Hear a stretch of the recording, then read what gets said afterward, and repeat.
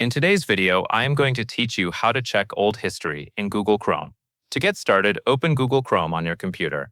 Make sure you are in the browser window and ready to access the main menu.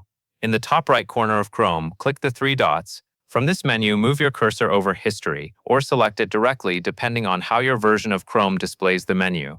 Then click History again to open the full history page. Once the history page opens, you will see a list of websites and pages that were visited in the past.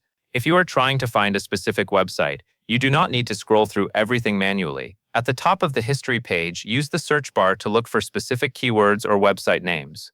This is the fastest way to check old history in Google Chrome, especially if you remember part of the page title or the name of the site you visited. Type your keyword into the search bar, then review the matching results that appear below. When looking through the results, pay attention to page titles and website addresses, since that can help you identify the exact page you want. If the result you need appears, you can click it to open that page again. If your history does not show the page you expected, keep in mind that some entries may not appear if browsing history was cleared or if the page was visited in a private browsing session. That covers everything you need to know.